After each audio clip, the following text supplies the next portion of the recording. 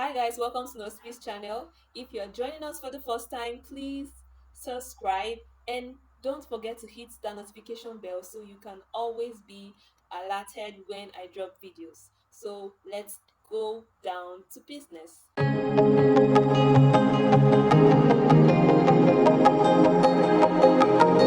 Let me give you an illustration.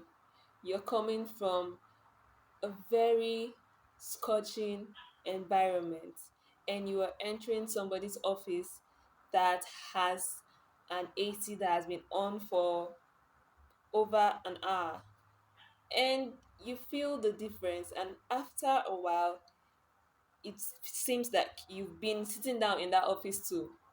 Your body has adapted to the new environment. Now, that is a function of homeostasis. I will explain this elaborately at the end of this video. A well-detailed definition of homeostasis would be that it is a state of constant internal, physical, chemical, and social conditions maintained in the body by living systems. So this is a, let's say, a well explained definition that you can remember.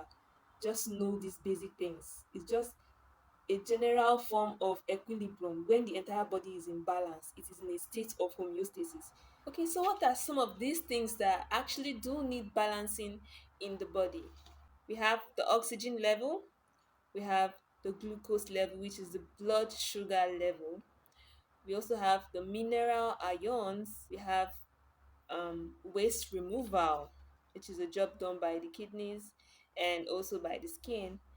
And we also have balancing of fluid in the body and body temperature.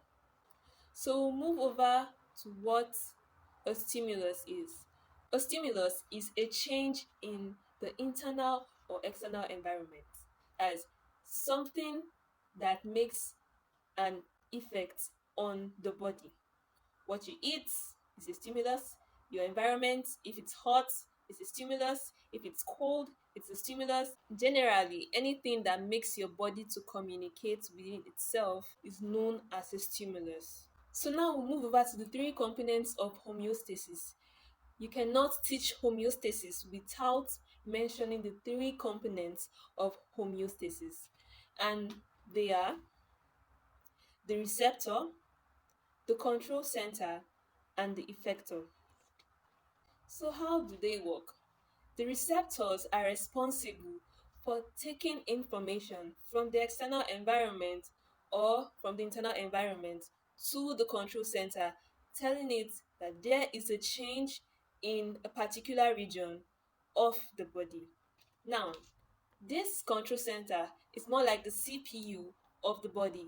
It processes the information, which is the brain, and then sends the response to any organ or any part of the body that needs to respond to that stimulus gotten by the receptor, and the response is being affected by the effector. The receptor is responsible for taking information, which is stimulus, to the control center.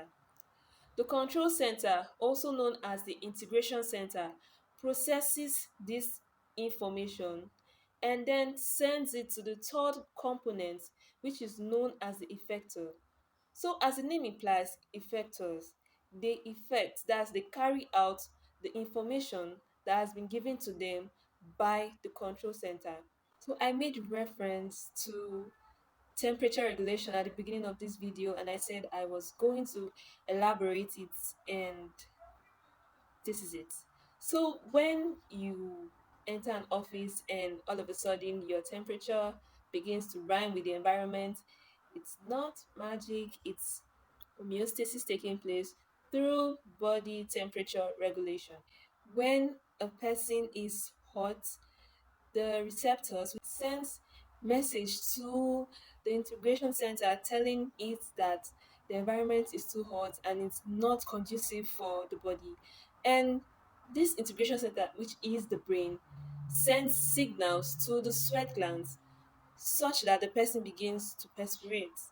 And this eases the heat developing internally due to the harsh weather of the environment.